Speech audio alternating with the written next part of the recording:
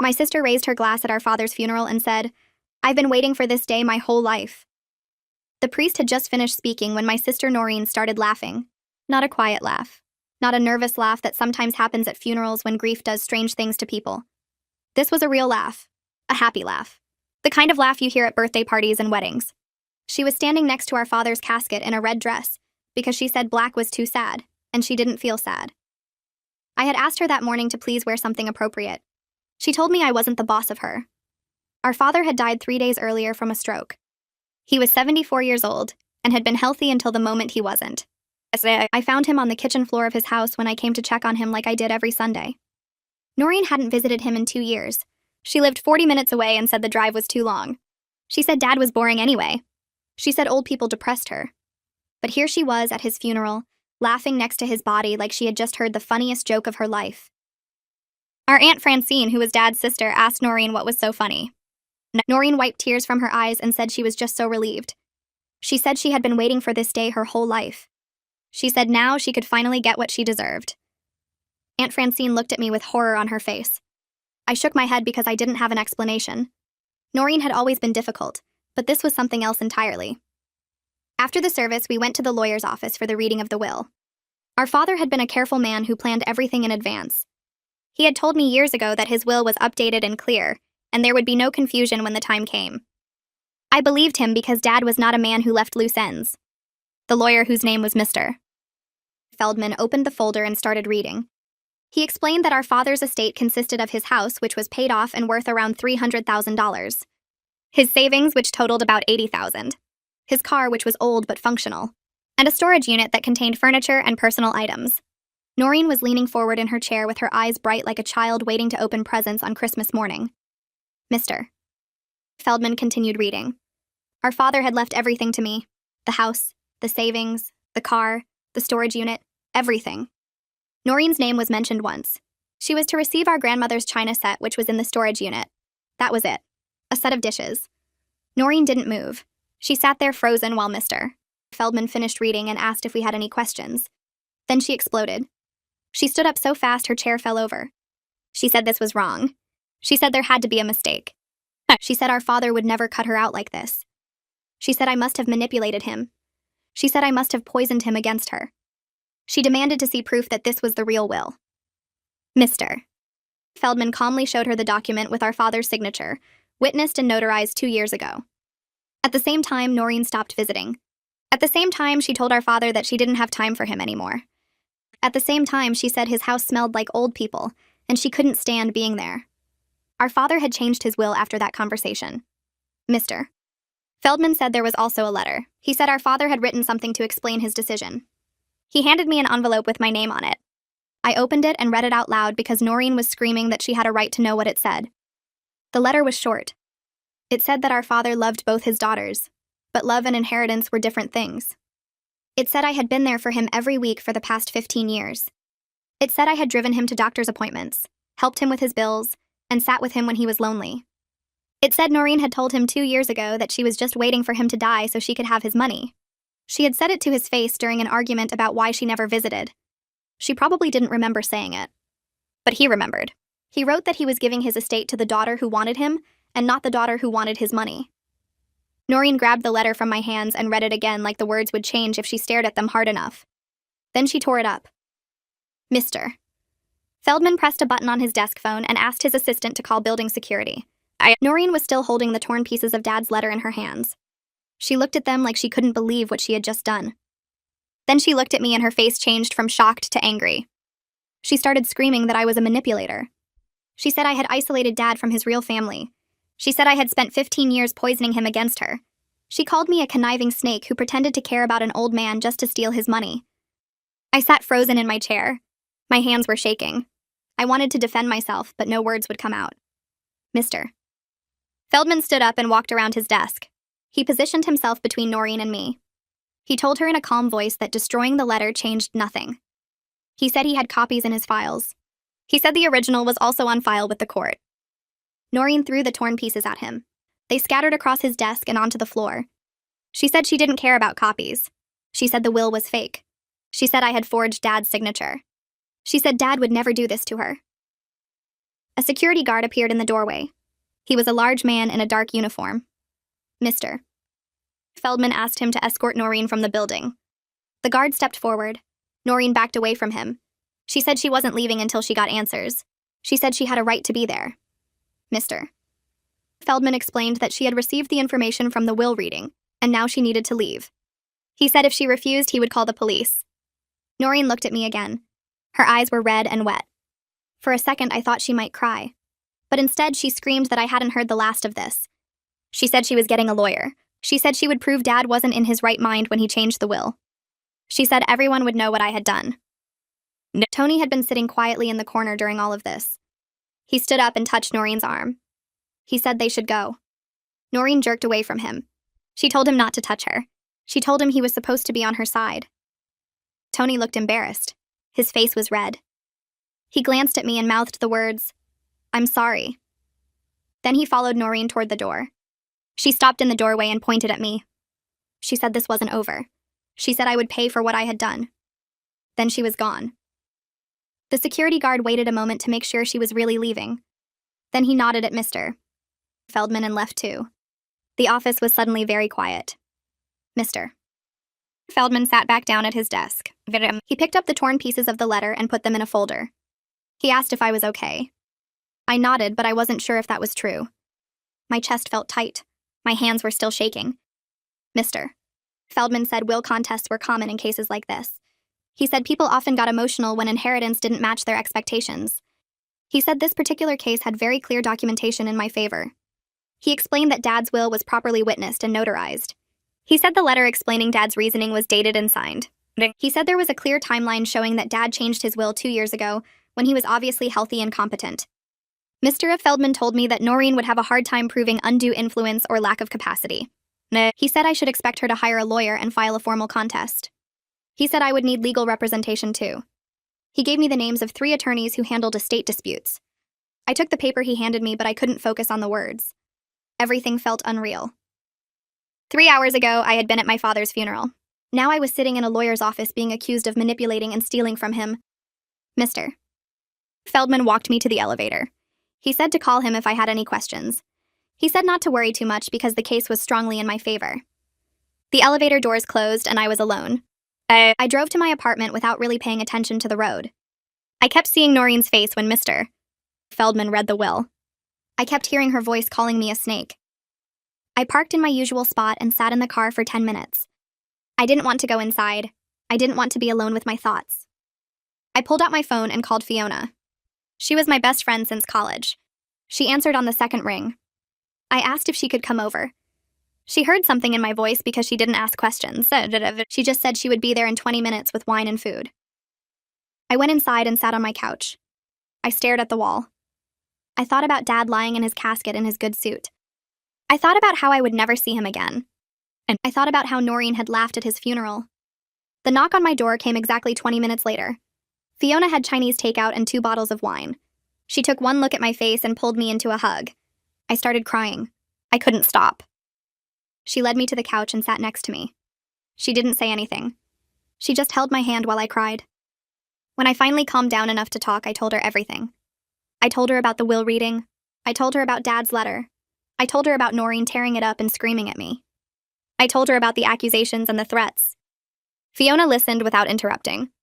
When I finished, she poured wine into 2 glasses. She handed me one and said Noreen was out of her mind. She said I had spent every Sunday with Dad for 15 years. She said I had driven him to doctor appointments and helped him pay his bills. She said I had sat with him when he was lonely. She said Noreen couldn't be bothered to drive 40 minutes to visit. She said of course Dad left me the estate. She said I earned it by being a good daughter. I drank my wine and felt a little bit better. Fiona opened the containers of food. We ate sitting on my couch. She told me funny stories about her kids to distract me. It worked for a little while. That night I couldn't sleep. I lay in bed staring at the ceiling. I kept thinking about Noreen's face when she heard the will. She had looked genuinely shocked, like she really believed Dad would leave her half of everything, like she thought her absence for 2 years wouldn't matter. Part of me felt good that Dad had recognized my care and loyalty. He had seen that I showed up week after week. He had valued that. He had made sure I would be taken care of. But another part of me felt sick. Money and possessions were destroying what was left of our family. We had just buried our father. We should have been grieving together. We should have been supporting each other. Instead, we were fighting over his house and his savings. Instead, Noreen was accusing me of manipulation and theft. I thought about when we were kids. Noreen and I used to be close. We shared a room until she was 12. We played together in the backyard. We told each other secrets. I couldn't remember when things changed between us. There was no single moment, just a slow growing apart. Different friends, different interests, different values. By the time we were adults, we barely spoke except at family gatherings. And even those became less frequent after she got married. I rolled over and looked at my clock. It was 3 a.m. I had to work tomorrow. I closed my eyes and tried to think about something else. Anything else. But Noreen's voice kept echoing in my head. You're a conniving snake. You isolated him. You poisoned him against me. I finally fell asleep around 4:30. My phone woke me at 7:15. I had 3 missed calls from numbers I didn't recognize. I had 7 text messages from relatives I barely talked to. Cousins I saw once a year at Christmas. An uncle who lived in another state. All of them wanted to know what happened at the will reading. All of them had heard from Noreen that something was wrong. I deleted the messages without responding. I got in the shower and stood under the hot water until it started to run cold. I got dressed for work, but I couldn't focus on anything. My phone rang again. This time it was Aunt Francine. I answered. She said Noreen had shown up at her house the night before. She said Noreen had been crying and upset. She said Noreen was claiming I had brainwashed Dad against her. Aunt Francine asked me what really happened. I explained everything. I told her about Dad's letter. I told her what it said about Noreen's words 2 years ago. I told her about Noreen saying she was just waiting for Dad to die so she could have his money. Aunt Francine went quiet on the other end of the line. Then she said she remembered that argument. She said she had been at Dad's house that day. She said she heard Noreen say those exact words. She said Dad had been so hurt. She said he didn't talk about it much after that, but she could tell it changed something in him. Aunt Francine said she loved both of us, but she couldn't support Noreen trying to overturn Dad's clearly stated wishes. She said if it came to it, she would testify about what she witnessed. I thanked her. I felt a little less alone. At least someone understood. At least someone knew I wasn't lying or manipulating the situation.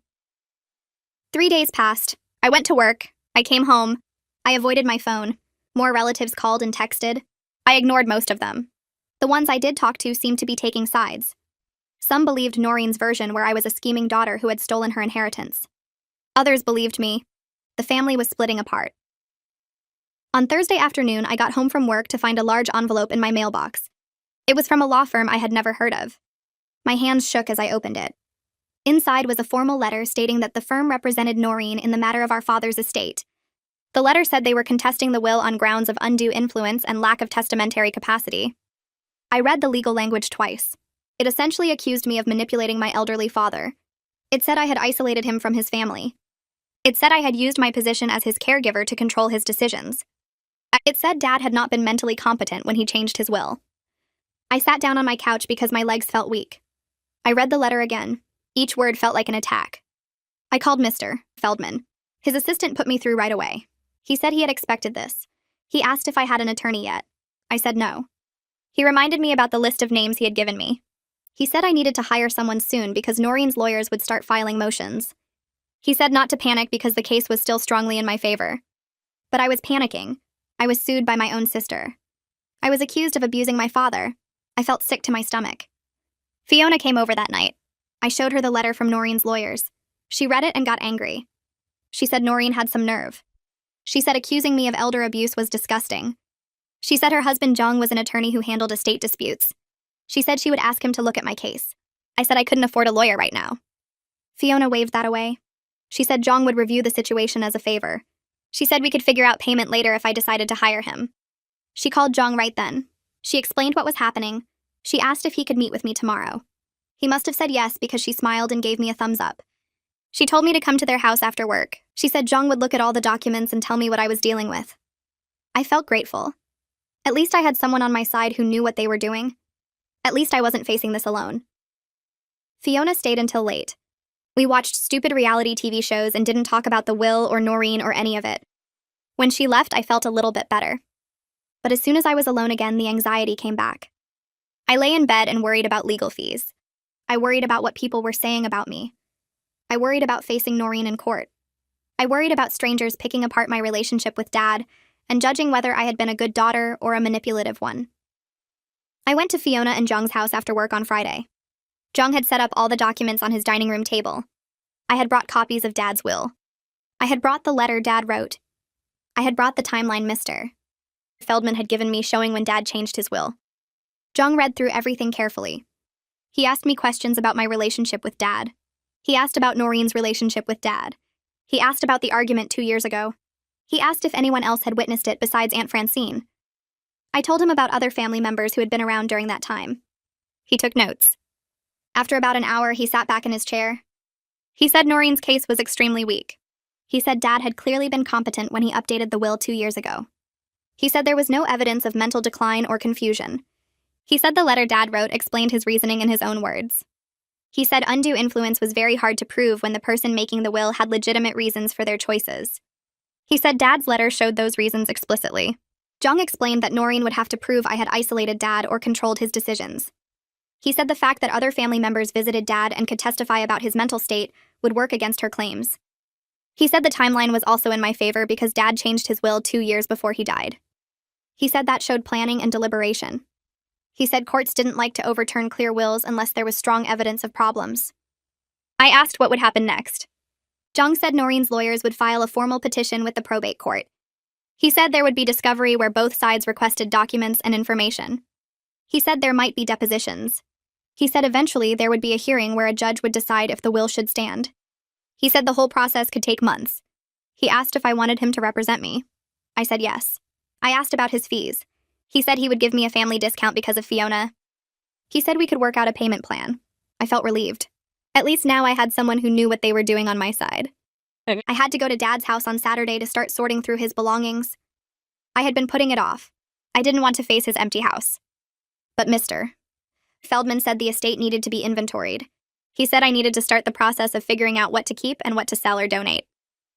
I drove to Dad's house in the morning. I parked in the driveway where I had parked every Sunday for 15 years. I sat in my car for a few minutes. I looked at the house. It was a small ranch style with blue siding. Dad had lived there for 30 years. He had raised Noreen and me in that house. I got out of the car and walked to the front door. I used my key. The house smelled like Dad, like his coffee and his aftershave and the wood polish he used on the furniture. Everything was exactly how he had left it. His reading glasses on the side table, his newspaper folded on the couch, his coffee mug in the sink from the morning of his stroke. I walked through the rooms slowly. The living room where we used to watch TV together. The kitchen where he taught me to make his mother's soup recipe. His bedroom where I had found him that last Sunday. I sat down on his couch. The same couch where I had sat every week while we talked about his doctor appointments and his garden and what was happening in the neighborhood. I started crying. I cried harder than I had at the funeral. I cried because Dad was gone. I cried because I would never sit on this couch with him again. I cried because I would give back every penny of the inheritance to have him here. I cried because Noreen was making this about money when we should be grieving together. I cried until I had no tears left. Then I got up and started going through Dad's things.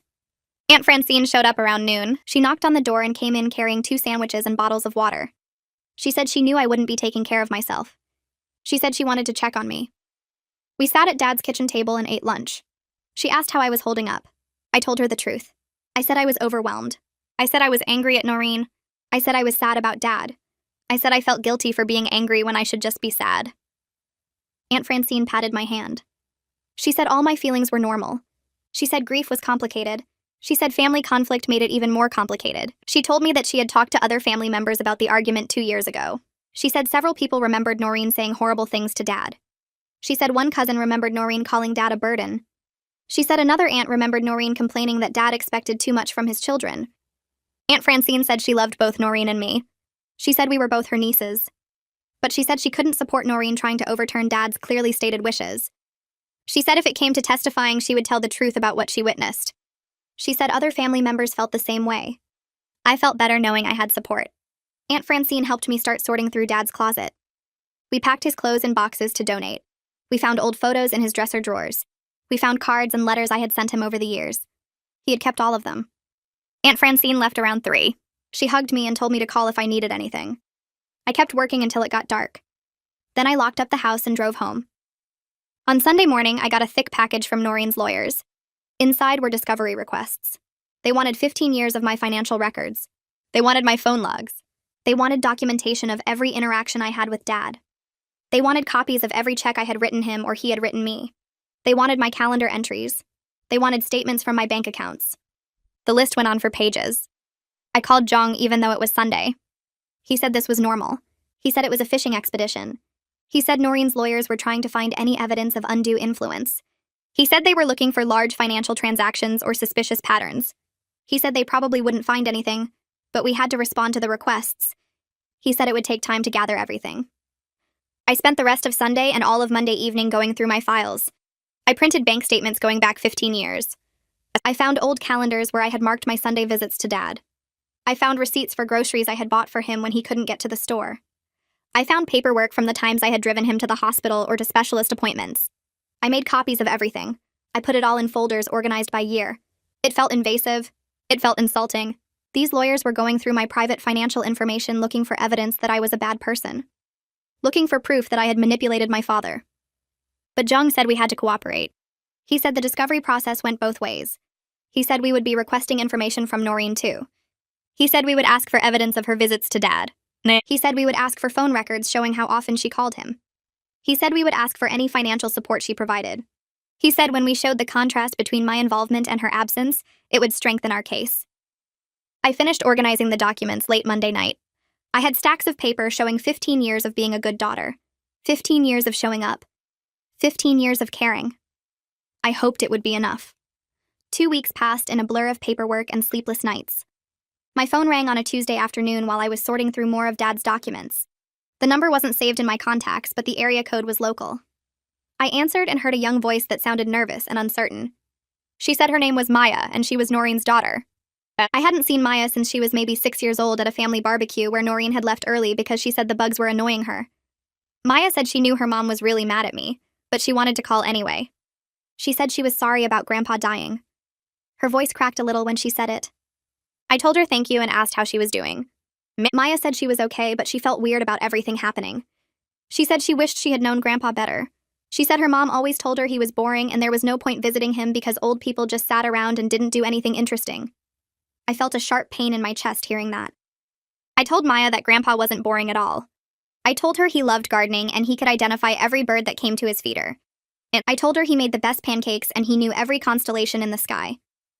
Maya was quiet for a moment and then she said she didn't know any of that. We talked for another 20 minutes about Dad and what he was like. Maya asked questions about his hobbies and his favorite foods and what made him laugh. I answered everything honestly and tried not to cry while I talked about him. Before we hung up, Maya said she was glad she called and asked if it would be okay to talk again sometime. I said yes, of course, and gave her my number to save. After the call ended, I sat there staring at my phone and thinking about how Noreen had stolen those 15 years, not just from Dad, but from her own daughter too. The next day, I met with Jong at his office to go over the discovery responses that Noreen's lawyer had finally sent. Jong's office was in a tall building downtown with big windows that looked out over the city. He had papers spread across his desk and his reading glasses perched on his nose. He gestured for me to sit down, and then he started going through the documents. Jong said that Noreen's financial situation was apparently desperate based on what her lawyer was arguing in the response. He showed me bank statements that her lawyer had included as evidence of financial hardship. Noreen and Tony were behind on their mortgage by 3 months. They had credit card debt totaling over $40,000. Their car was about to be repossessed. Jong pointed to a section where Noreen's lawyer argued that she was clearly counting on inheritance money to solve these problems, and that my father must have known about her financial situation. I asked if that helped her case or hurt it. Jong leaned back in his chair and said it actually helped our case significantly. He explained that it showed her motivation for contesting the will wasn't about Dad's wishes or any real belief that he wasn't competent. Her motivation was purely about her own financial needs. Jung said judges don't like it when people try to overturn clear wills just because they're in debt. He said it made her look opportunistic rather than genuinely concerned about Dad's mental state when he changed the will. I felt a strange mix of relief and sadness looking at those numbers. Relief that our legal position was stronger, but sadness that Noreen's life had gotten so out of control that she was this desperate. Fiona called me on Thursday and said I needed to take a break from all the estate stress. She said I looked terrible the last time she saw me and I needed to get out of my apartment. I tried to tell her I had too much to do, but she wouldn't take no for an answer. She picked me up and drove us to our favorite coffee shop on the east side of town. It was a small place with mismatched furniture and local art on the walls. We ordered our usual drinks and found a table near the window. Fiona was telling me about some drama at her work when I saw Tony walk in. He was Noreen's husband, and I hadn't seen him since the funeral. Tony looked uncomfortable when he spotted me. He hesitated near the door like he was thinking about leaving. Then he walked over to our table. He said he didn't want to interrupt, but he wanted to say something if that was okay. Fiona looked at me and I nodded. Tony pulled out a chair and sat down. He said he wanted to apologize for how Noreen had been acting. He said he knew the funeral was awful, and the legal fight was making everything worse. Tony looked tired and older than I remembered. He explained that they were in real financial trouble, and Noreen had convinced herself that Dad would leave them enough money to get out of debt. He said she had been counting on that inheritance for the past 2 years. He said when she found out Dad left everything to me, she completely fell apart. Tony said he understood why Dad made the choice he did. He said he had tried to get Noreen to visit Dad more often, but she always had an excuse. He said he knew that didn't excuse her behavior at the funeral or the legal fight, but he wanted me to know that she was desperate and scared rather than just mean. I didn't know what to say to that. Tony finished his coffee quickly and said he needed to go. He squeezed my hand before he left and said he was sorry for everything. That conversation with Tony stayed with me for days. I kept thinking about the difference between understanding why someone does something and agreeing with how they do it. I understood financial desperation. I had been broke plenty of times in my life, but I had never treated people badly because of it. I called Jong and asked if there was any way to settle this without a full legal battle. I said maybe I could offer Noreen some money to make her go away, and we could all move on. Jong was quiet for a moment, and then he asked how much I was thinking. I said maybe $30,000 or $40,000. Enough to help with her immediate crisis, but not half the estate. Jong said I could do that if I wanted to, but he had to warn me about something. He said giving in to a baseless will contest set a bad precedent. He said it told Noreen and anyone else watching that, if you make enough noise and cause enough trouble, you can get money even when you don't deserve it. Jong reminded me that Dad specifically didn't want Noreen to have the money. He said Dad's letter was very clear about his reasoning. Jong asked if I really wanted to ignore Dad's clearly stated wishes just to avoid conflict. I told him I needed to think about it. He said that was fine, but I should think carefully about what I was really doing. He said I would be rewarding Noreen for 2 years of neglect, and for tearing up Dad's letter, and for accusing me of elder abuse. He said that didn't seem right or fair. I hung up feeling more conflicted than before. That night I went back to Dad's house because I had left some boxes there. The house felt different every time I visited. More empty, more like a place where someone used to live instead of a home. I found a stack of photo albums in the hall closet that I hadn't noticed before. I sat down on the living room floor and started looking through them. The oldest album had pictures of Noreen and me as kids. There was one of us building a sandcastle at the beach. We were maybe 5 and 7 years old, and we were both grinning at the camera with sand in our hair. There was another picture of us dressed up for Halloween. Noreen was a princess, and I was a witch. We had our arms around each other. I kept flipping through the pages and watching us grow up in these frozen moments. We used to play together every day. We used to share secrets and protect each other from the neighborhood bullies. We had matching bikes and we rode them everywhere. I tried to figure out when everything changed between us. There wasn't a single moment I could point to. It was gradual. Noreen started caring more about being popular in middle school. She got new friends who thought I was boring. By high school, we barely talked, even though we lived in the same house. After she got married and moved out, we saw each other maybe twice a year at family events. We became different people with different values. I wanted stability, and she wanted excitement. I showed up for family, and she showed up for herself. Looking at these old pictures, I felt sad for those 2 little girls who didn't know they would end up fighting over their father's money someday. And 3 weeks after our last court appearance, Noreen's lawyer filed a motion for expedited hearing. Jong called me to explain what that meant. He said Noreen's lawyer was claiming financial hardship and asking the judge to move up the trial date because they couldn't wait 4 months. Jong said this was ridiculous because Noreen's money problems weren't the court's concern. He said the court schedule existed for a reason, and you couldn't just jump the line because you were in debt. But we still had to appear before the judge to respond to the motion. The hearing was scheduled for the following Tuesday at 9 in the morning. I took the day off work and met Jong at the courthouse. The building was old with marble floors and high ceilings that made everything echo. No. We went through security and found the right courtroom. Noreen was already there with her lawyer. She didn't look at me. The judge came in and everyone stood up. The judge was a woman in her 60s with gray hair and sharp eyes. She asked Noreen's lawyer to explain the motion. He stood up and gave a speech about how Noreen was facing foreclosure and couldn't afford to wait months for a trial. He said the delay was causing irreparable harm to his client. The judge listened without expression. Then she asked Jong to respond. Jung stood up and calmly explained that Noreen's financial problems existed before our father died, and weren't caused by the will. He said she had been in debt for years according to her own financial disclosures. He said the court schedule was set for a reason, and financial hardship wasn't grounds for expedited hearing when the hardship predated the case. The judge looked at Noreen's lawyer and asked if he had any response. He tried to argue that Noreen's situation was urgent, but the judge cut him off. She said she had reviewed the will and Dad's letter and the timeline of events. She said Noreen's claims seemed weak based on the evidence. She denied the motion for expedited hearing and set a trial date 4 months away if we couldn't reach a settlement. The gavel came down and it was over in less than 20 minutes. After the hearing, Jong and I walked out into the courthouse hallway. I was feeling relieved that the judge seemed skeptical of Noreen's case. Then I heard Noreen's voice behind us. She was calling my name. I turned around and saw her walking toward me. Jung immediately stepped between us and said all communication needed to go through attorneys. Noreen ignored him and kept talking to me directly. She yelled that I was hiding behind lawyers because I knew what I did was wrong. She said I manipulated Dad, and now I was too scared to face her without legal protection.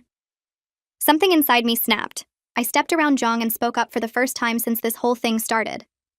I told Noreen that I was there every single week for 15 years while she couldn't be bothered to call. I said Dad made his choice based on our actions, not my manipulation. I said she told him to his face that she was waiting for him to die so she could have his money, and now she was mad that he remembered. Noreen's face turned red. She started to say something, but her lawyer grabbed her arm and pulled her away. Jung put his hand on my shoulder and guided me toward the exit. My hands were shaking. I had never confronted Noreen like that before. I had always been the peacekeeper who avoided conflict. But something about her blaming me for her own choices made me angry enough to finally push back. That confrontation left me shaking and upset for days afterward. I couldn't sleep. I couldn't focus at work. I kept replaying the moment in the courthouse hallway over and over in my head. I hated conflict. I had spent my whole life trying to keep peace in the family. I never wanted to fight with my sister over our father's money. This wasn't how things were supposed to go. So Fiona came over one evening and found me sitting on my couch staring at nothing. She made me tea and sat down next to me. She said I looked terrible and asked what was wrong. I told her about the confrontation and how awful it made me feel.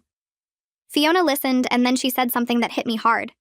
She reminded me that I didn't start this fight.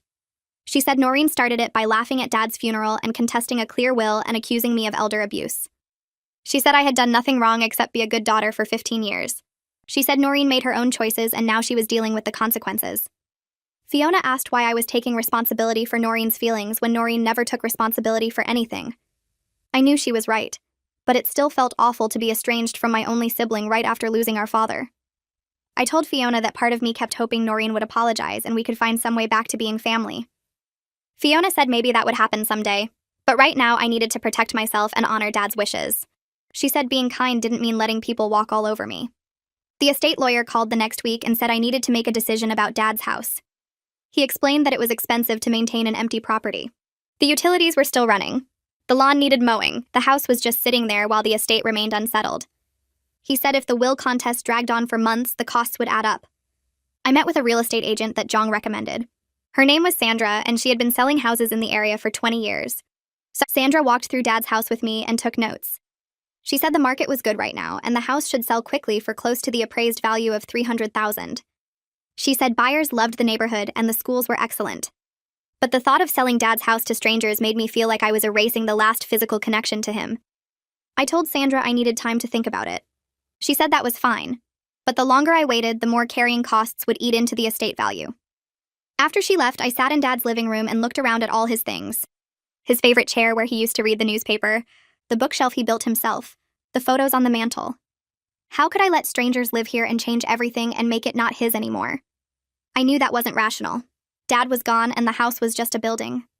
But it didn't feel that way sitting there surrounded by his life. My phone rang on Saturday morning and I saw Maya's name on the screen. I answered and she asked if she could come see Grandpa's house before anything happened to it. She said she had some memories from when she was little and she wanted to see it one more time. I agreed immediately and gave her the address even though she probably still remembered it. Maya showed up an hour later with her hair in a ponytail and wearing jeans and a sweatshirt. She looked so much like Noreen at that age that it hurt to look at her. We walked through the house together and Maya moved slowly through each room. She stopped in the kitchen and said she remembered helping Grandpa bake cookies here. She said he let her crack the eggs and she always made a mess, but he never got mad. She pointed to a spot on the counter where she had spilled flour everywhere. In the living room, she said she remembered sitting on his lap while he read her stories. She said he did funny voices for all the characters.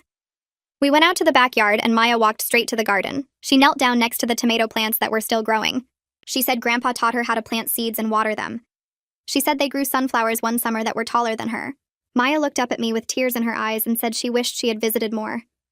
She said her mom always made excuses about why they couldn't come, but Maya should have insisted. I sat down on the grass next to her and said she was just a kid, and it wasn't her responsibility. I said Grandpa understood that. Maya wiped her eyes and said she felt like she missed out on knowing him. I told her she could ask me anything she wanted to know, and I would tell her stories about him. We sat in the garden for another hour while I shared memories and Maya listened. It was bittersweet watching her try to connect with the grandfather she barely knew. I realized that Noreen's actions hadn't just hurt Dad and me, they had hurt her own daughter's relationship with our family too. I watched Maya walk to her car and pull out of the driveway. She waved once before turning the corner and disappearing from view. I stood there for a few minutes looking at the empty street. My phone buzzed in my pocket.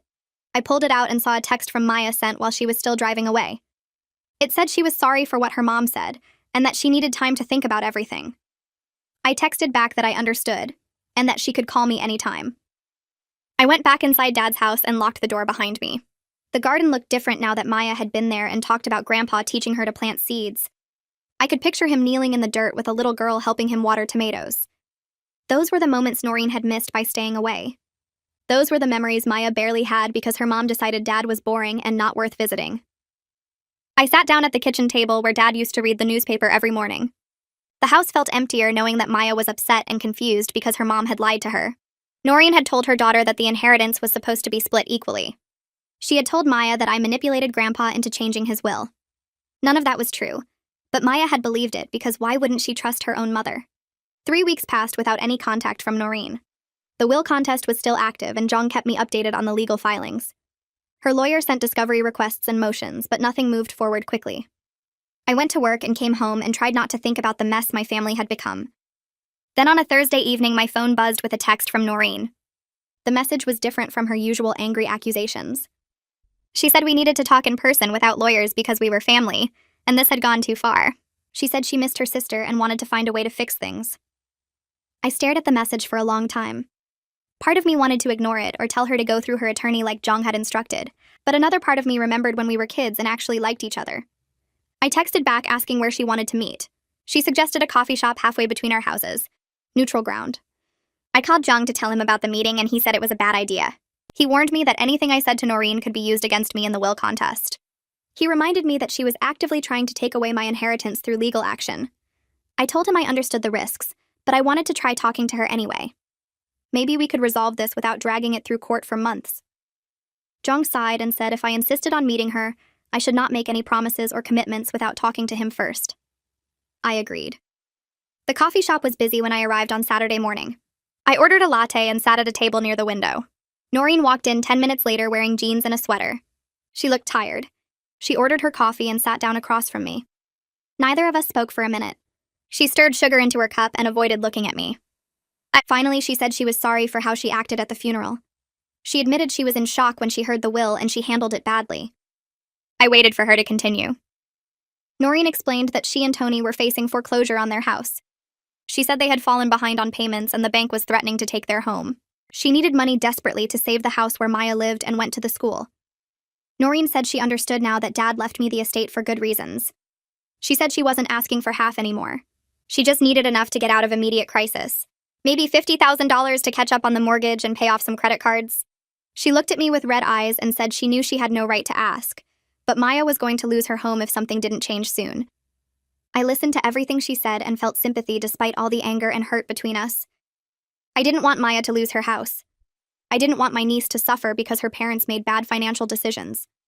But then Noreen said something that changed how I felt about the whole conversation. She admitted she knew Dad was hurt when she stopped visiting 2 years ago. She said she could tell he was sad and lonely, but she thought he would leave her money anyway because that's what parents do. They take care of their kids no matter what. She still didn't seem to understand that inheritance wasn't automatic. She still didn't get that her words and actions had real consequences. Dad had heard her say she was waiting for him to die, so she could have his money. He remembered that conversation even if she didn't, and he made his will choice based on how his daughters actually treated him, not on some idea of what parents owe their children. I told Noreen I needed time to think about her request. I said I wanted to talk to my attorney before making any decisions about giving her money. She got frustrated immediately. Her face tightened and she put down her coffee cup hard enough that it made a loud noise against the table. She said this was exactly the problem. I had become cold and legalistic when we used to be sisters who helped each other. She said the old me would have just given her the money without lawyers and legal advice. I felt my own anger rising.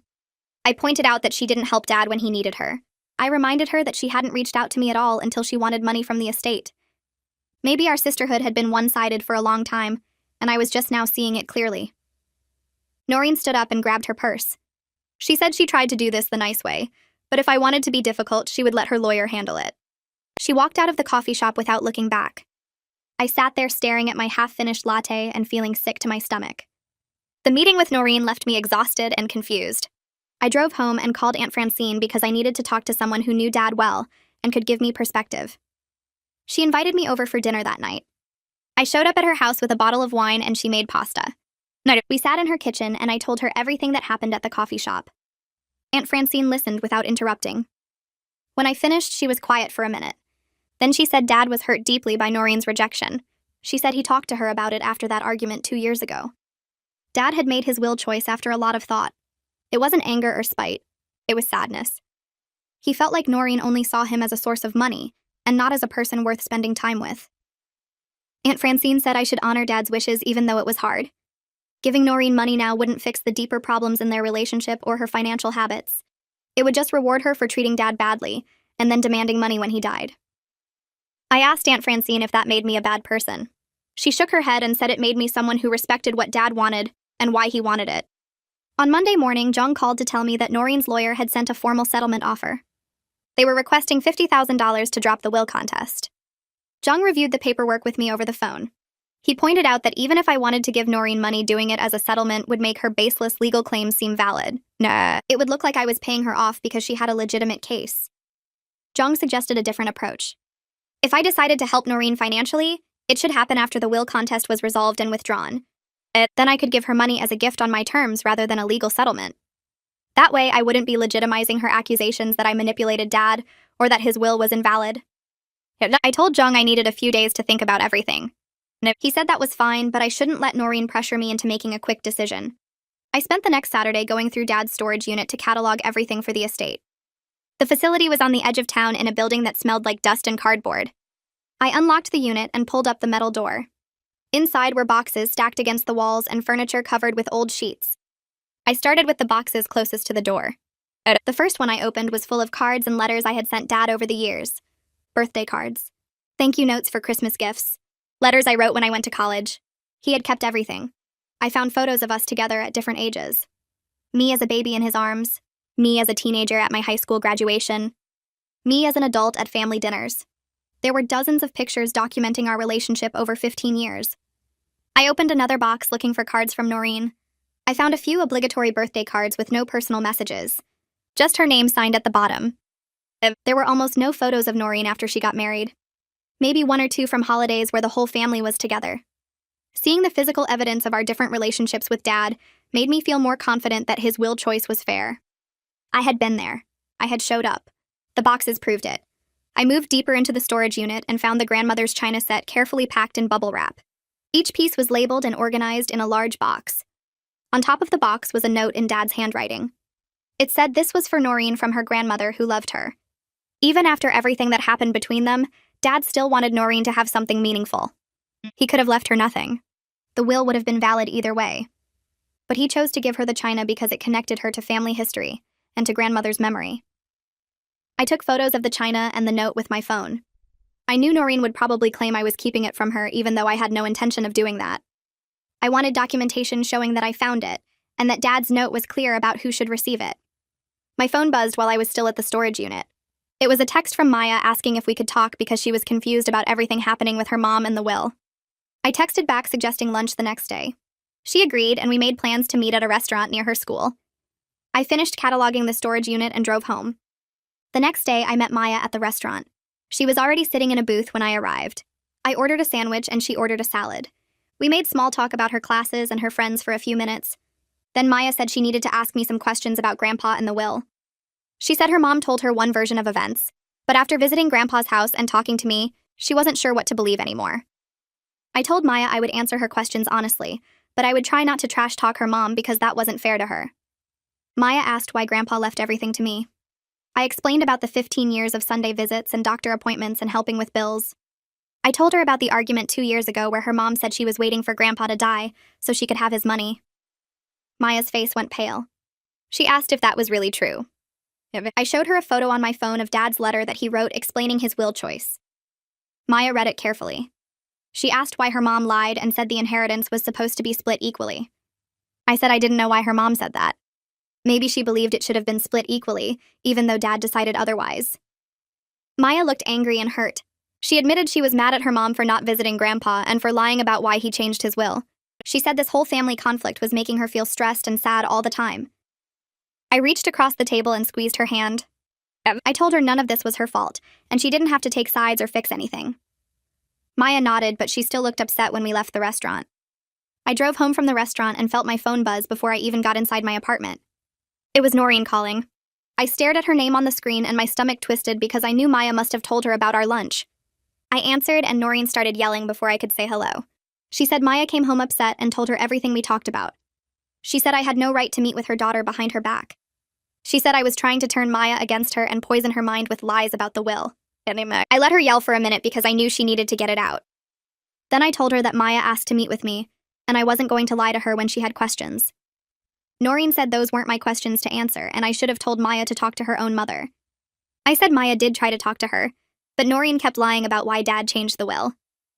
Noreen went quiet for a second and then said I was twisting everything around. She said Maya was confused and didn't understand adult situations. I told her Maya was 16 years old and smart enough to understand that actions have consequences. I said Grandpa made his own choices based on how we each treated him, and Maya deserved to know the truth about that. Noreen said I was enjoying this and getting some sick satisfaction from making her look bad to her own child. I said I wasn't enjoying any of this, and I wished we could all just grieve Dad without fighting over money. Noreen hung up on me without saying goodbye. The stress from the legal fight started catching up to me over the next few weeks. I wasn't sleeping well because every time I closed my eyes I thought about the next court filing or the next angry phone call from Noreen. I would lie awake at 3 in the morning going over everything in my head and wondering if there was something I could have done differently.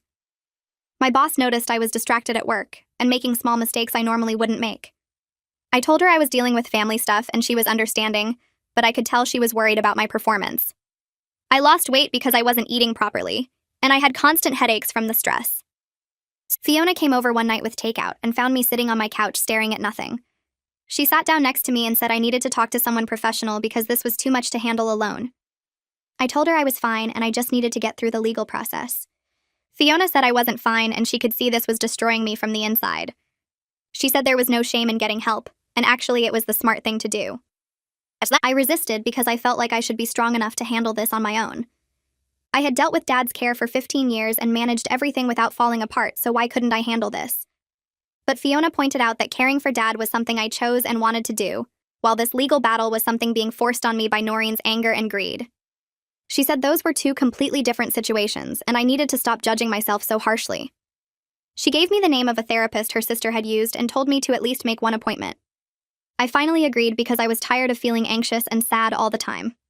I sat in the therapist's waiting room the following week feeling stupid for being there. The therapist was a woman around 50 with kind eyes and a calm voice.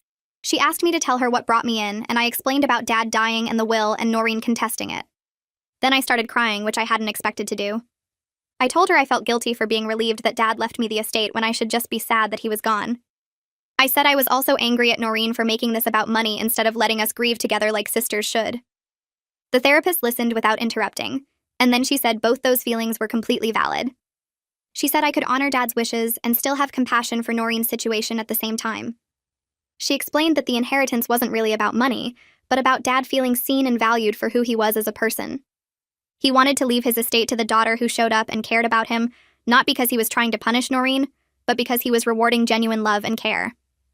That made me cry harder because it was exactly right. Dad didn't change his will out of anger or spite. He changed it because my actions over 15 years showed him he mattered to me, while Noreen's absence showed him she only cared about his money. The therapist said I didn't have to feel bad about accepting what Dad wanted to give me. She said the guilt I felt was normal, but it wasn't serving me or honoring Dad's memory. We talked for the full hour, and by the end I felt lighter than I had in weeks. I made another appointment for the following week. 2 months after the funeral, I got a call from Jung with surprising news. He said Noreen's lawyer had withdrawn from her case. I asked why, and Jung explained that he heard through legal channels that she couldn't pay the retainer fee for going to trial. Estate litigation was expensive, and Noreen apparently didn't have the money to keep fighting. Jung said she was trying to find another attorney, but most estate lawyers wouldn't take a weak will contest case on contingency because the chances of winning were too low. I sat down on my couch and felt a weird mix of relief and sadness. Relief because the legal pressure was finally easing and I wouldn't have to keep preparing for court.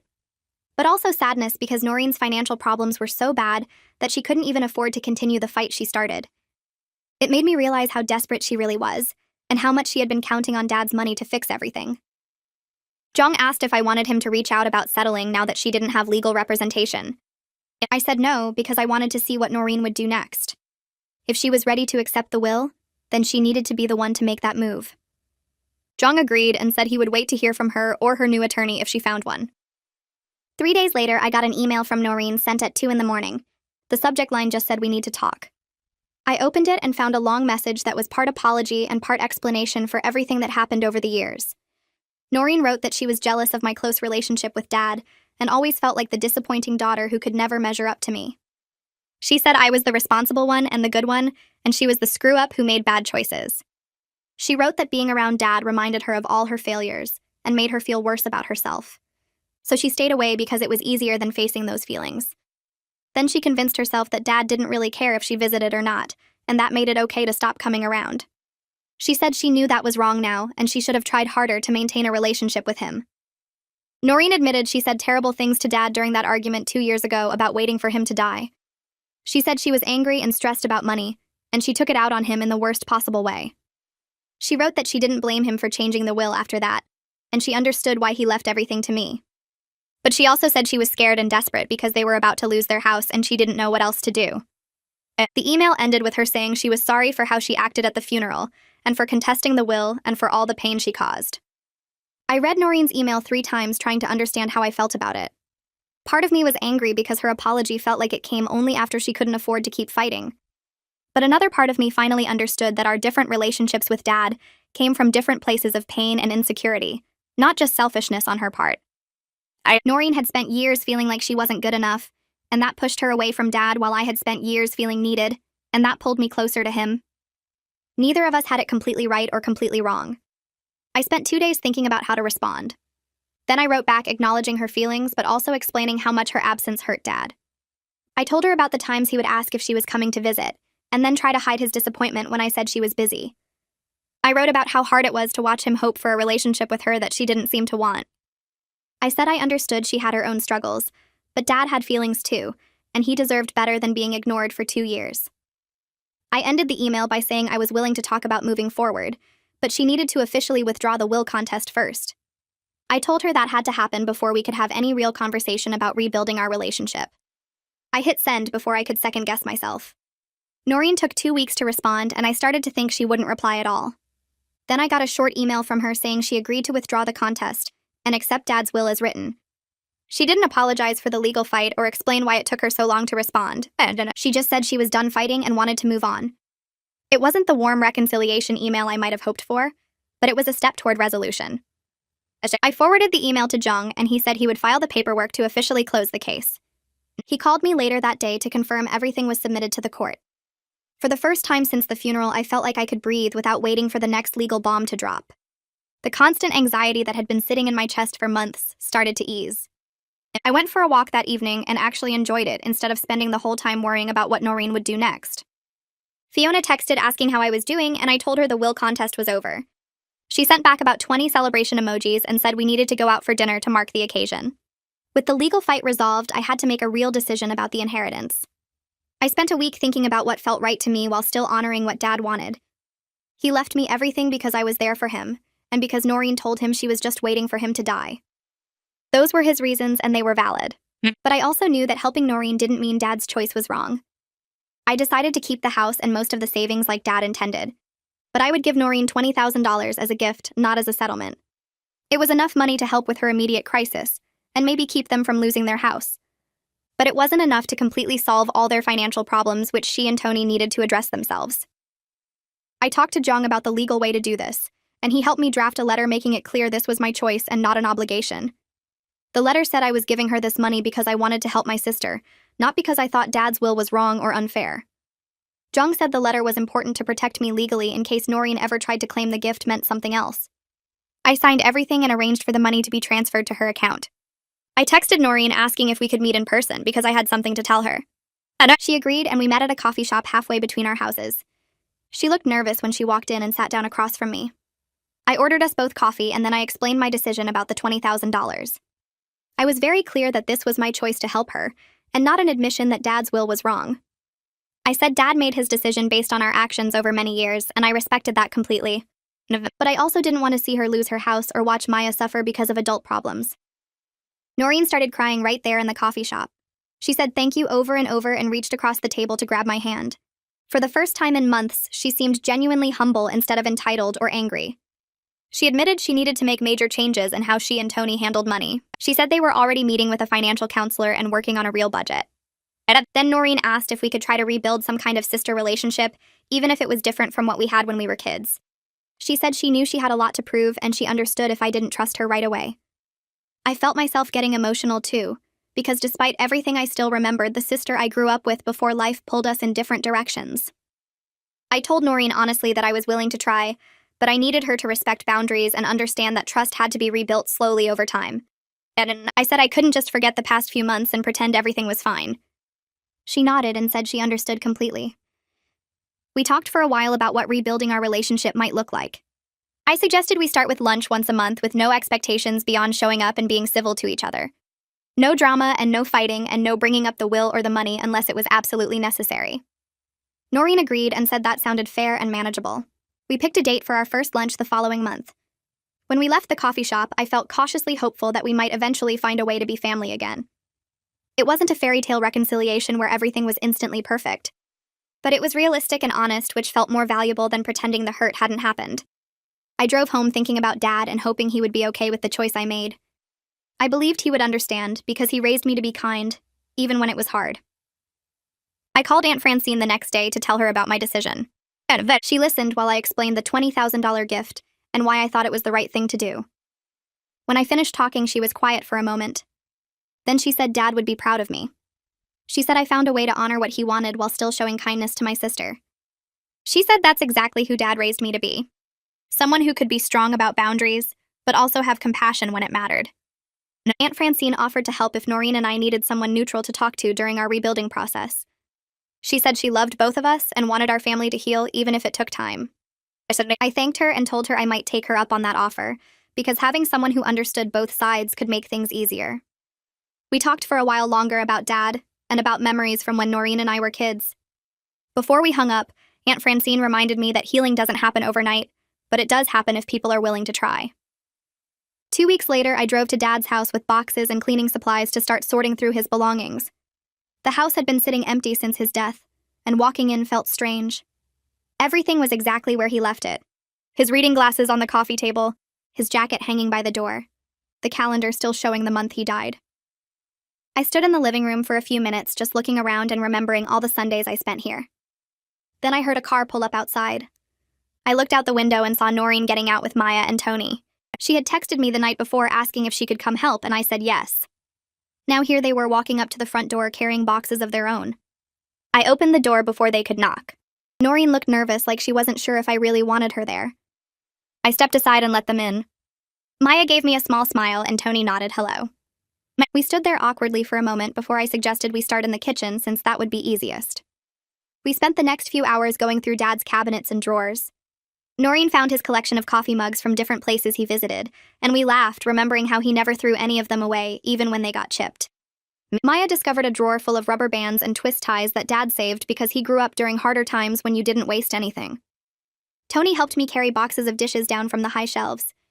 At one point, Noreen and I were both reaching for the same box and our hands touched.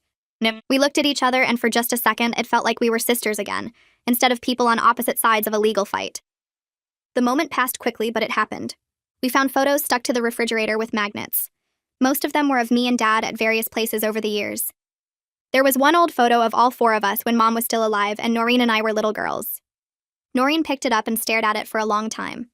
She didn't say anything, but I saw her wipe her eyes. We worked until early evening sorting things into piles. Keep, donate, throw away. It was exhausting both physically and emotionally. But we did it together as a family for the first time since the funeral. Maya was looking through Dad's garage when she found his gardening tools. She came back into the house carrying a hand trowel and some seed packets. She asked me if she could have them because she wanted to start a garden at their house to remember Grandpa. Her voice was hopeful and a little shy, like she was worried I might say no. I told her of course she could have them. I helped her gather up the rest of Dad's gardening supplies. His gloves that were worn thin in the fingers. His watering can that had a dent in the side. The kneeling pad he used because his knees hurt. Maya held each item carefully like they were precious. She said she remembered helping Grandpa plant tomatoes one summer when she was little. She said he let her dig the holes and she got dirt all over herself. I had forgotten that visit, but hearing Maya talk about it brought back the memory. Dad had been so patient with her, showing her exactly how deep to plant each seedling. We loaded everything into Maya's car. She organized the tools neatly in a box and put the seed packets in a plastic bag so they wouldn't get damaged. Watching her take such care with Dad's things made something tight in my chest loosen a little. Maybe something good really could come from all this mess. At least Maya would have real memories of her grandfather. At least she would have a connection to him that her mother had chosen to miss out on. When Maya drove away, she waved at me through the window with a real smile on her face. I waved back, thinking about Dad and hoping he somehow knew that his granddaughter was going to grow tomatoes with his tools. We finished cleaning out the house late that afternoon. The donation pile was huge and the trash pile was even bigger. I had saved several boxes of personal items for myself. Photos and papers and small things that reminded me of Dad. The last thing left was the grandmother's china set from the storage unit. I had brought it to the house earlier in the week. The china was packed in a wooden crate with each piece wrapped in newspaper. I asked Noreen to sit down at the kitchen table. Then I carried the crate over and set it in front of her. She looked confused at first. Then she realized what it was. I told her this was hers from the will, and I was giving it to her exactly like Dad wanted. Noreen started unwrapping the pieces one by one. Each plate and cup and saucer came out of the newspaper carefully. Her hands were shaking a little. When she got to the bottom of the crate, she found an envelope. Inside was a note from Dad written in his careful handwriting. The note said the china had belonged to our grandmother, who loved Noreen very much. It said grandmother always hoped Noreen would use the china for special family dinners someday. Noreen read the note twice, and then she started crying for real. Not angry crying or frustrated crying, but sad crying. She said she thought I might keep the china just to hurt her. She said she wouldn't have blamed me if I had. I told her I would never do that. Dad's wishes were clear about the china, and it had nothing to do with our conflict. The china was Noreen's, and it always had been. She carefully wrapped each piece back up and put them in the crate. Before she left, she hugged me. It was quick and awkward, but it was the first time we had hugged since before Dad died. I listed Dad's house for sale the following week. The real estate agent said the market was strong and houses in this neighborhood usually sold fast. She was right. Within 3 weeks, I had multiple offers. I accepted one from a young family with 2 kids who seemed excited about the big backyard and the garden space. The closing process took about a month. I had to sign so many papers that my hand cramped. Sitting in the title company office signing away Dad's house felt surreal. This was the place where I had spent every Sunday for 15 years. This was where I found him on the kitchen floor. This was where we had Thanksgiving dinners and birthday celebrations. Now it belonged to strangers. The realtor walked me out after everything was done. She mentioned that the new family specifically said they wanted to keep Dad's rose bushes because they were so beautiful and well-maintained. That small detail made me feel better somehow. Dad had loved those rose bushes and spent hours taking care of them. Knowing they would stay and keep blooming made it easier to let go of the house. I sat in my car in the parking lot for a while before driving away. I thought about Dad and about all the memories in that house. Then I started the engine and headed home because there was nothing left to do there. With the house sold and most of the estate settled, I finally had time to go through the boxes of Dad's personal items I had kept. I spent a whole Saturday sitting on my living room floor surrounded by papers and photos. I found old tax returns and insurance policies. I found birthday cards I had given him over the years. I found a folder of newspaper clippings about local events he thought were interesting. Then I found a small leather journal tucked in the bottom of one box. I opened it and saw Dad's handwriting filling the pages. He had been keeping a journal during the last few years of his life. I started reading and couldn't stop. He wrote about his weekly visits with me. He wrote about how much those Sundays meant to him. He wrote about feeling lonely sometimes, but also feeling loved because I showed up every week without fail. He wrote about teaching me to make his mother's soup recipe and how proud he was that I wanted to learn. He wrote about going to doctor's appointments and how grateful he was that I always came with him. Reading his words about feeling cared for made me cry. But it also made me feel good in a way I hadn't expected. The time I spent with Dad mattered. Not because of the inheritance, not because of any reward, but because it made him feel loved during the last years of his life. That was worth more than any amount of money. Our next lunch happened at the same restaurant we went to the first time. Noreen was already there when I walked in. She had ordered water for both of us and was playing with her napkin when I sat down. We ordered food and made small talk about Maya's soccer team and the weather. Then Noreen put down her menu and looked at me. She said she wanted to talk about something that had been bothering her. She said she needed to tell me about that argument with Dad 2 years ago, the one that made him change his will. I told her she didn't have to talk about it if she didn't want to. She shook her head and said she needed to say it out loud because she had never apologized to Dad, and now she couldn't. Noreen explained that she and Tony were already having money problems back then. They were behind on bills and fighting about money constantly. She had gone to see Dad hoping he might offer to help without her having to ask. But Dad started talking about his own bills and his doctor appointments and how lonely he was. Noreen said she just snapped. She told him she didn't have time to listen to him complain when she had real problems. She said old people had nothing to worry about because they were retired and just waiting around anyway.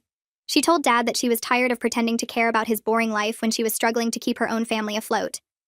Then she said the thing that Dad put in his letter. She said she was just waiting for him to die so she could get her inheritance and fix her life. Noreen was crying now. She said Dad's face went completely blank when she said that. He told her to leave and she did. She never went back. She never called to apologize. She convinced herself that Dad would get over it, and that family meant he would forgive her eventually. But he didn't get over it. He changed his will instead. I didn't know what to say at first. Part of me was angry hearing her describe how cruel she had been to Dad. But another part of me understood that she was in pain back then, and took it out on the wrong person. I told her that what she said was horrible and unfair. I told her Dad didn't deserve to be treated like a burden when all he wanted was to spend time with his daughter. Noreen nodded and wiped her eyes. She said she knew that now. She said she thought about it every day and wished she could take it back. I told her that Dad loved her anyway. That's why he still left her the china set. He could have left her nothing, but he didn't. He wanted her to have something from our grandmother, who she was named after. I said Dad was hurt, but he wasn't hateful. Noreen asked how I could be so calm about it. She said if someone had treated me that way, I would never forgive them. I told her that forgiveness wasn't about forgetting what happened or saying it was okay. It was about deciding not to let anger run your life. I said she needed to forgive herself even if it took time. She couldn't apologize to Dad anymore, but she could learn from what happened and be better going forward. Noreen reached across the table and squeezed my hand. She thanked me for listening and for not hating her. I told her I didn't hate her. I was disappointed and hurt by a lot of things she had done, but hate was too much energy to waste on family. I spent the next week thinking about what to do with Dad's savings. The money was sitting in my bank account earning basically nothing. I needed to make a plan that felt right. I met with a financial advisor who explained different investment options. She suggested putting most of it in index funds for long-term growth and keeping some in a high-interest savings account for emergencies. That made sense for the bulk of the money. But I also wanted to use some of it in ways that would honor Dad. I thought about what mattered to him and what he would want his money to do in the world. Dad used to volunteer at the senior center on Tuesday afternoons. He would help with their computer classes and play cards with the other volunteers. He loved that place and the people there. I called the senior center and asked about making a donation. The director was excited and told me they were trying to update their computer lab, but didn't have the budget. I donated $5,000 specifically for new computers and software. They said they would put a plaque on the wall acknowledging Dad's volunteer work and the donation made in his memory. That felt good. I also remembered that Dad never went to college, but he always said education was important. He used to read the newspaper every morning and watch documentaries about history and science. He valued learning even though he didn't have much formal education himself. I researched scholarship programs at the local community college and found out I could set up a small scholarship fund with $10,000. The fund would give one student each year a $1,000 scholarship to help with tuition and books. I named it after Dad and specified that it should go to older students who were going back to the school later in life. People like Dad who valued education, but maybe didn't get the chance when they were young. The community college sent me paperwork to fill out and said the first scholarship would be awarded next fall. I imagined Dad reading about the scholarship recipient in the local paper and feeling proud that his money was helping someone learn. The rest of the savings I invested like the advisor suggested. Some in stock index funds, some in bonds, some in a high-yield savings account that I could access if I needed it. It wasn't exciting, but it was smart. Dad had been careful with money his whole life, and I wanted to respect that by not blowing through what he left me. Using the inheritance to honor his values felt more meaningful than just spending it on myself. I could have bought a new car or taken a fancy vacation, but Dad wouldn't have done those things. He would have been practical and thoughtful. He would have helped others and planned for the future. That's what I was trying to do with his money. Maya called me on a Wednesday evening and asked if she could come over to talk. She said she had a school project and needed my help. I told her to come by after dinner. She showed up with a notebook and her phone ready to record. Maya explained that her history class was doing a project on family stories. Each student had to interview a relative about their family history and what they learned from older generations. She wanted to interview me about Grandpa. I made us tea and we sat at my kitchen table. Maya turned on her phone recorder and started asking questions. She asked what Grandpa was like when I was growing up. I told her he was quiet but kind. He wasn't the type to give big speeches or show a lot of emotion, but he showed love through actions. He made sure we had what we needed. He showed up to the school events even when he was tired from work. He taught me practical things like how to change a tire and balance a checkbook. Maya wrote notes while I talked. She asked what the most important thing was that I learned from him. I thought about it for a minute. I told her that Grandpa taught me that showing up matters. He taught me that being reliable and keeping your promises is how you show people you care. Anyone can say they love you, but love is also about being there when it's hard or boring or inconvenient. Maya asked if Grandpa ever talked about his own parents or his childhood. I told her what I remembered. Grandpa's parents had immigrated here when he was a baby. They worked hard and didn't have much money. Grandpa grew up poor, but he never complained about it. He said his parents did their best and that was enough. He carried that attitude into his own life. He didn't expect things to be easy or fair. He just did what needed to be done. Maya asked about Grandpa's relationship with her mom. I paused because I didn't want to trash talk Noreen, but I also wanted to be honest. I told Maya that Grandpa loved her mom very much, but sometimes people grow apart even when they love each other. I said Grandpa was sad that Noreen didn't visit, but he understood that people make their own choices. Maya looked down at her notebook. She said she wished she had known Grandpa better. She said her mom used to say he was boring and there was no point visiting him. But now Maya realized her mom was wrong. Grandpa wasn't boring. He just lived a quiet life and valued different things than her mom did. I told Maya that it wasn't too late to know him. I said I would share more stories with her over time. I had boxes of Dad's things, including photos and letters. Maya could look through them and learn about who he really was. She smiled and said she would like that. We talked for another hour. Maya asked about Grandpa's favorite foods and hobbies. She asked what made him laugh and what made him angry. I told her everything I could remember. By the end of the interview, Maya had pages of notes and her phone was full of recorded stories. She hugged me before she left and thanked me for helping with her project. I told her she could call me anytime she wanted to talk about Grandpa or anything else. The next lunch with Noreen happened exactly 4 months after Dad's funeral. I realized that as I was driving to meet her. 4 months since I found him on the kitchen floor. 4 months since Noreen laughed at his funeral. 4 months since the will reading and everything that came after. We sat down and ordered our usual food. Noreen seemed nervous. She kept rearranging her silverware and checking her phone. Finally, she put her phone away and looked at me. She said she needed to say something and she had been practicing how to say it all week. I told her to just say it. Noreen took a deep breath. She said she was sorry for how she treated Dad. She was sorry for not visiting him and for saying cruel things to him.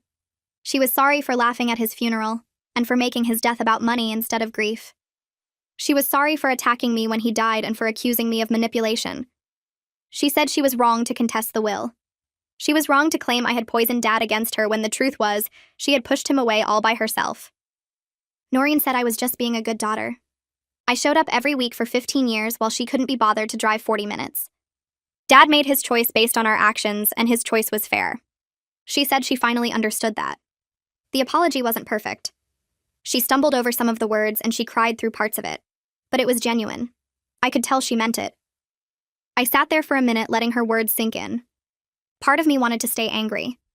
Part of me wanted to list all the ways she had hurt me and Dad. But I was tired of being angry. Holding on to anger wasn't serving either of us. I told Noreen I accepted her apology. I said I knew she was going through a hard time and that people make mistakes when they're desperate. I said I forgave her for the things she said and did. Noreen started crying harder. She said she didn't deserve my forgiveness. I told her that forgiveness wasn't about deserving it. It was about deciding to move forward instead of staying stuck in the past. But I also told Noreen that our relationship going forward would be different from what it was before. I said I forgave her, but that didn't mean everything went back to normal. Trust had been broken, and it would take time to rebuild. I told her I wasn't going to be the one who always reached out or tried to fix things between us. If she wanted to be part of my life, she needed to show up consistently. No. Not just when she needed something or when it was convenient. Actually show up and put in effort. Noreen nodded and said she understood. She said she knew she had a lot to prove. She said trust is earned through actions over time and not just words. She promised she would keep showing up to our monthly lunches. She promised she would call me sometimes just to check in. She promised she would make an effort to be a real sister instead of someone who only appeared when there was a crisis or money involved. I told her I appreciated that and I hoped she meant it. I said I was willing to give her a chance, but I also needed her to respect my boundaries. If I needed space or if something she did bothered me, I would tell her. And I needed her to listen instead of getting defensive. Noreen agreed. She said she was working on being better at listening and not making everything about her own feelings. We finished our lunch and split the bill like we always did. When we left the restaurant, Noreen hugged me. It lasted longer than our usual hugs. She whispered thank you in my ear before letting go. 2 weeks later, Aunt Francine called and asked if I would come to dinner at her house. She said she was inviting Noreen too and wanted us both there. Nah. It would be the first time we were at a family gathering together since the funeral. I almost said no because I wasn't sure I was ready. But Aunt Francine said it was important to her. She said family needed to be together sometimes, even when things were complicated. I agreed to come. The dinner was on a Saturday evening. I got there a little early and helped Aunt Francine set the table. Noreen arrived right on time with Tony and Maya. We all said hello, and it was awkward at first. Nobody knew quite what to say or how to act. Aunt Francine broke the tension by putting us all to work. She had Tony carve the roast. She had Maya make the salad. She had Noreen and me work together to mash the potatoes. Working side by side in the kitchen with Noreen felt strange. We used to cook together all the time when we were younger. We had a rhythm where I would peel and she would chop. We fell back into that rhythm without talking about it. Once the food was ready, we all sat down at Aunt Francine's big dining table. She said grace and thanked God for family and for second chances. We passed the food around and started eating. The conversation was careful at first. We talked about safe topics like Maya's school and Tony's job and Aunt Francine's garden. But slowly, it got more natural. Noreen told a funny story about something that happened at her work. Maya talked about her history project and how much she learned about Grandpa from interviewing me. Tony mentioned that they had met with a financial counselor and were making progress on their debt. By the end of dinner, we were all talking and even laughing a little. It wasn't perfect. There were still moments of tension and silence, but it was mostly pleasant. I realized we were slowly building a new normal, a version of family where we could be in the same room without drama or anger, where we could share a meal and talk about regular things. Maya looked happy. I caught her smiling while she watched her mom and me talking. She had been caught in the middle of our conflict and it clearly bothered her. Seeing us get along even a little bit seemed to relieve her. After dinner, Noreen helped me wash dishes while everyone else had coffee in the living room. She thanked me for coming. She said she knew it was hard and she appreciated that I was trying. I told her I was trying because of Maya and Aunt Francine. They deserved to have family gatherings that weren't full of fighting and tension. Noreen said she was trying for the same reasons. We finished the dishes and joined everyone else. I left feeling cautiously hopeful. Maybe we really could find a way to be family again, even if it looked different from before. The following week, I met with Jung to make the final legal filings to close Dad's estate completely. Everything had been settled. The house was sold. The will contest was withdrawn. All the assets were distributed according to Dad's wishes. Jung prepared the final documents and I signed them at his office. He congratulated me on navigating a difficult situation with grace and strength. Jung said he had handled a lot of will contests over the years, and many of them destroyed families permanently. Siblings who stopped speaking, children who cut off their parents, relatives who spent years in bitter legal battles that cost more in lawyer fees than the estate was worth. He said it was rare to see people find a way to move forward like Noreen and I had. I told him it wasn't easy and it wasn't perfect. Our relationship would never be what it was before. But we found a way to be in each other's lives without constant conflict. Jung said that was all anyone could ask for. He said doing the right thing sometimes means standing firm on boundaries. I had honored Dad's wishes and protected the inheritance he meant for me. But I also showed compassion when I could, and left the door open for reconciliation. That took strength. I thanked Jung for all his help. I told him I couldn't have gotten through the legal battle without his guidance. He had helped me understand that I didn't have to give in to pressure just to keep the peace. Sometimes peace comes from standing your ground and letting other people adjust. We shook hands, and I left his office with the final estate documents in my bag. Dad's estate was officially closed. Everything was done. I walk past Dad's house sometimes, even though someone else lives there now. The new family keeps the rose bushes trimmed and the lawn looks good. I don't stop or knock on the door, but I drive by when I'm in the neighborhood, and it makes me feel like Dad's still connected to this place somehow. The inheritance money sits in my bank account, and I've been careful with it just like Dad would want. I paid off my car and put most of the rest in investments that will grow slowly over time. I kept enough to feel secure and to know I can handle emergencies without panic. That security feels like Dad's arms around me even though he's gone. Sometimes I take out the photos I saved from his house and look at them when I'm having a hard day. There's one of him in his garden holding tomatoes he grew himself and smiling because he was proud of how big they got that year. I tell him about my life now, like he can hear me, and maybe he can, or maybe talking to his photo just helps me feel less alone. 6 months feels like forever, and also like yesterday. The sharp pain of losing him has faded into something softer that I carry with me instead of something that knocks me down. I can think about Dad without crying every time now, and I can remember the good parts without the grief swallowing everything else. Noreen and I have lunch next week, and I'm not dreading it, which feels like progress. We're building something new that's not the same as what we had before, but it's real, and it's ours. Noreen calls me on Tuesday and asks if we can meet somewhere quiet because she wants to talk about something important. My stomach drops because I immediately think she's going to ask for more money or bring up the will again. But her voice sounds different, calmer, less angry. I agree to meet her at a park near where we grew up because it's neutral ground and there are benches where we can sit. When I get there, she's already waiting with 2 coffees from the place we used to go to as teenagers. She hands me one and we walk toward the old playground that's been updated since we played here, but still has the same basic layout. We sit on a bench and don't talk for a minute because neither of us knows how to start this conversation. Finally, Noreen says she's been thinking a lot about our family and about how different our experiences were growing up in the same house with the same parents. I wait because I can tell she has more to say. She explains that she always felt like I was Dad's favorite because I was responsible and easy, and I did everything right. She says she felt like the disappointment who could never measure up no matter what she did. I listen without interrupting because this is the most honest Noreen has been with me in years. She says that feeling like the less loved daughter made her angry, and she took that anger out on Dad by staying away and convincing herself he didn't care if she visited or not.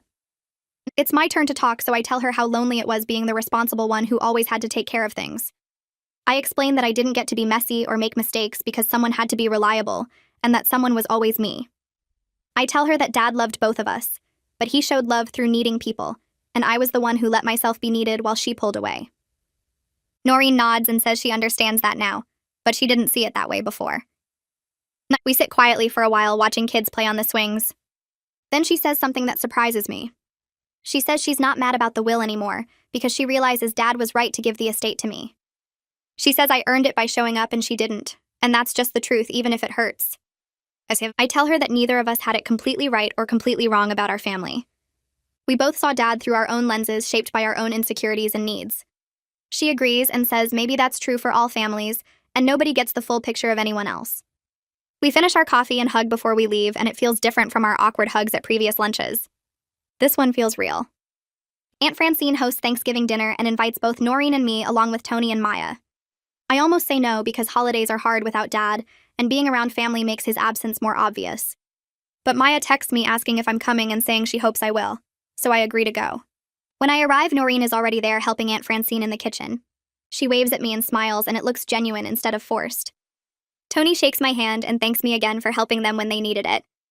Maya hugs me and shows me photos of her garden, which has grown bigger since the last time she sent pictures.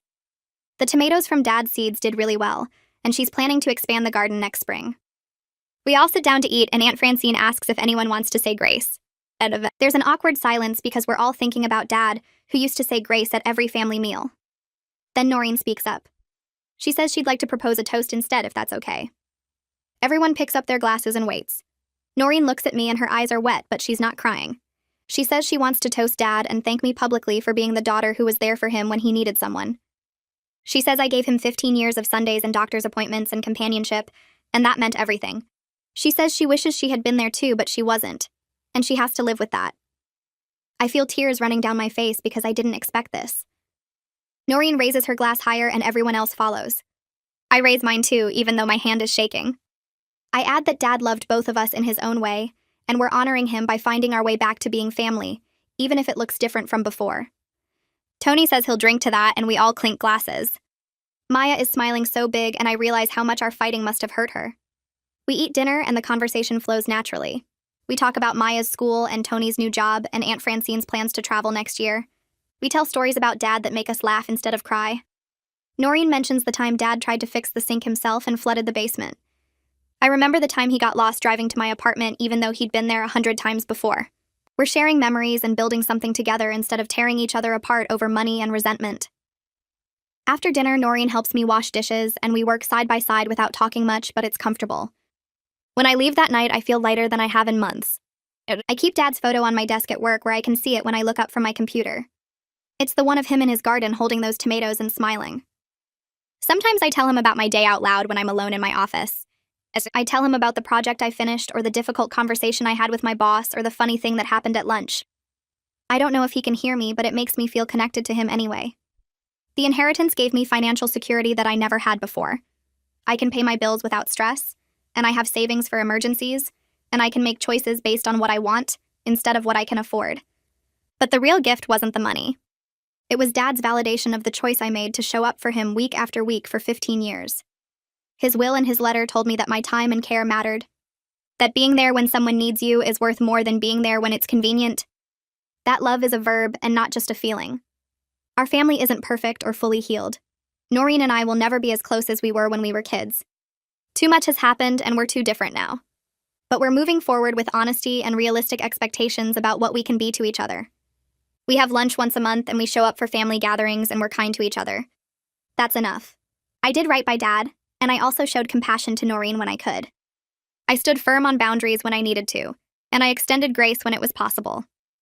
I'm at peace with how everything unfolded because I know I made choices I can live with. Some nights I still miss Dad so much it hurts, but mostly I feel grateful for the time we had and the lessons he taught me about love and loyalty and doing what's right even when it's hard.